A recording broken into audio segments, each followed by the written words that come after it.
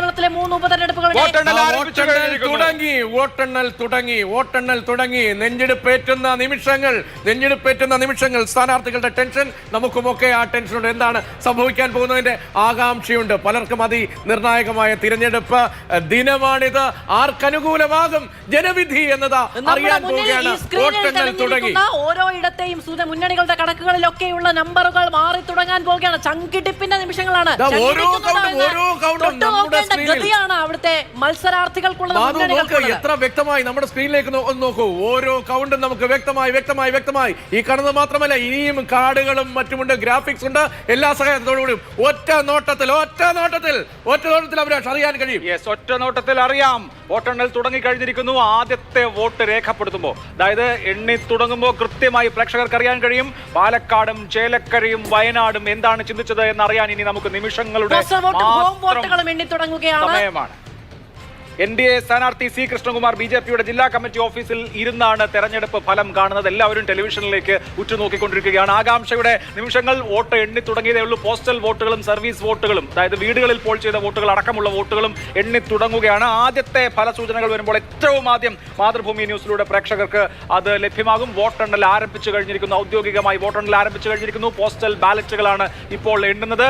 മനക്കണക്ക് കൊണ്ടോ ഊഹക്കണക്ക് കൊണ്ടോ കാര്യമില്ല. യഥാർത്ഥ കണക്ക് വേണം. ആ യഥാർത്ഥ കണക്കാകും നിങ്ങളുടെ സ്ക്രീനിൽ തെളിയുക. എല്ലാ സ്ഥാനാർത്ഥിമാരും ഇപ്പോൾ തെരഞ്ഞെടുപ്പ് ഫലം കണ്ടുകൊണ്ടിരിക്കുകയാണ്. വോട്ടെണ്ണൽ ആരംഭിച്ച് 2 മിനിറ്റ് ആകാൻ പോകുന്നു. ആദ്യത്തെ ഫലസൂചനകൾ വരാറായിട്ടില്ല. 8:15 ഫലസൂചനകൾ കൃത്യമായി വന്നു തുടങ്ങുക. 8:30 EVMകളിൽ നിന്നുള്ള കൗണ്ടുകൾ, ഇലക്ട്രോണിക് വോട്ടിംഗ് മെഷീനിൽ നിന്നുള്ള ഫലസൂചനകൾ വരിക. അപ്പോഴാണ് അത് കുറച്ചുകൂടി ആധികാരികമാവുക. പോസ്റ്റൽ ബാലറ്റുകളിലെ ഫലങ്ങൾ ഒരു ദിശാസൂചകമായിക്കൊള്ളണമെന്നില്ല. എന്തായാലും പോസ്റ്റൽ ബാലറ്റുകളുടെയും ഹോം ബാലറ്റുകളുടെയും ഉത്തരങ്ങൾ വന്നുകൊണ്ടിരിക്കുന്നു. ഇനി നമുക്ക് അറിയേണ്ടത് ഇലക്ട്രോണിക് വോട്ടിംഗ് മെഷീനിൽ നിന്നുള്ള എണ്ണമാണ്. അതിന് 8:30 എങ്കിലും ആകും സമയം. ചേലക്കരയിലും പാലക്കാട്ടും വയനാട്ടിലും വോട്ടെണ്ണൽ ആരംഭിച്ചിരിക്കുന്നു. വോട്ടെണ്ണൽ കേന്ദ്രങ്ങളിൽ കൗണ്ടിംഗ് ഏജന്റുമാർ നിരന്നിരിക്കുന്നു. ഉദ്യോഗസ്ഥർ നടപടിക്രമങ്ങളിലേക്ക് കടന്നിരിക്കുന്നു. ഔദ്യോഗികമായി വോട്ടെണ്ണൽ ആരംഭിച്ചിരിക്കുന്നു. ഉപതെരഞ്ഞെടുപ്പിന്റെ ആവേശം എന്ന് പറയുന്നത് സംസ്ഥാനമാകെ ഒരിടത്തേക്ക് ഒരൊറ്റ നിയോജക മണ്ഡലത്തിലേക്ക് കേന്ദ്രീകരിക്കുമെന്നുള്ളതാണ്. അത് അങ്ങനെ തന്നെ കാണാൻ കഴിഞ്ഞ ഒരു മണ്ഡലം എന്ന് പറയുന്നത് പാലക്കാടാണ്. കേരളത്തിലെ മുഴുവൻ ഭരണപക്ഷ നേതാക്കളും മുഴുവൻ പ്രതിപക്ഷ നേതാക്കളും മുഴുവൻ NDA നേതാക്കളും അണിനിരന്ന പ്രചാരണം. 957 പോസ്റ്റൽ ബാലറ്റുകളാണ് ആകെ ഉള്ളത്. ആ 957 വോട്ടുകൾ ഇപ്പോൾ തരംതിരിച്ച് എണ്ണിക്കൊണ്ടിരിക്കുകയാണ്. 957 പോസ്റ്റൽ ബാലറ്റുകളാണ് ആകെ ഉള്ളത്. ആ ബാലറ്റുകൾ എണ്ണി തുടങ്ങിയിരിക്കുന്നു. പാലക്കാട്ടെയാണ് കേട്ടോ. പാലക്കാട് 957 പോസ്റ്റൽ ബാലറ്റുകളാണുള്ളത്. ചേലക്കരയിലും പോസ്റ്റൽ ബാലറ്റുകളുടെ എണ്ണം തുടങ്ങിയിരിക്കുന്നു. പോസ്റ്റൽ വോട്ടുകൾ എന്ന് അറിയേണ്ടതുണ്ട്. 957 പോസ്റ്റൽ വോട്ടുകൾ ആർക്കൊപ്പം നിൽക്കുന്നു എന്ന ആദ്യ സൂചന നമുക്ക് ലഭ്യമാകേണ്ടതുണ്ട്. ഓരോ മുന്നണിക്കും ചങ്കിടിപ്പേറിയ നിമിഷം തന്നെയാണ്. അവനവനൊപ്പമാണോ ജനവിധി എന്നതിന്റെ ആകാംക്ഷ. വോട്ടെണ്ണൽ തുടങ്ങി. അല്പസമയത്തിനകം ഫലസൂചനകൾ നമ്മൾ പ്രതീക്ഷിക്കുകയാണ്. കൃത്യമായ കണക്കായിരിക്കും പ്രേക്ഷകരെ നിങ്ങളിലേക്ക് എത്തിക്കുക.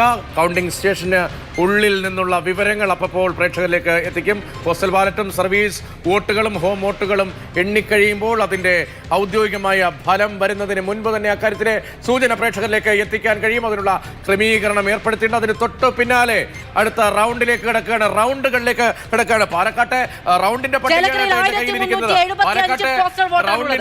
പാലക്കാട്ടെ റൗണ്ടിന്റെ പട്ടികയാണ് ഈ കയ്യിലിരിക്കുന്നത്. 14 റൗണ്ട്. 14ാമത്തെ റൗണ്ടിൽ 2 ബൂത്തേ ഉള്ളൂ. ആ 2 ബൂത്തിലേക്ക് ഈ ടെൻഷൻ കൊണ്ടുപോവോ? അതിലേക്ക് പോകേണ്ടി വരുമോ? പക്ഷേ ആദ്യത്തെ ഫലസൂചനകൾ വരുമ്പോൾ തന്നെ, അല്ലെങ്കിൽ ആദ്യത്തെ റൗണ്ട് പൂർണ്ണമാകുമ്പോൾ തന്നെ നമുക്ക് അക്കാര്യത്തിൽ ഒരു തീരുമാനത്തിലെത്താമെന്ന് തോന്നുന്നു. എന്തായാലും 1375 പോസ്റ്റൽ ബാലറ്റുകളാണ് ചേലക്കരയിലുള്ളത്. 957 പോസ്റ്റൽ ബാലറ്റുകളാണ് പാലക്കാട് ഉള്ളത്. ആദ്യം വരുന്ന വിവരം ഇതിന്റെ, അതായത് നമ്മൾ 5 വോട്ടിന് ലീഡ് 10 വോട്ടിന് ലീഡ് എന്ന് പറയുന്നത് ഈ 957ലെയും 1375ലെയും വോട്ടുകളായിരിക്കും. EVMൽ നിന്നുള്ളവയല്ല. EVMൽ നിന്നുള്ള കൗണ്ട് വരാൻ കുറച്ചുകൂടി സമയമെടുക്കും. 957 പോസ്റ്റൽ ബാലറ്റുകൾ പാലക്കാട്ട്, 1375 പോസ്റ്റൽ ബാലറ്റുകൾ ചേലക്കരയിൽ എണ്ണി തുടങ്ങിയിരിക്കുന്നു.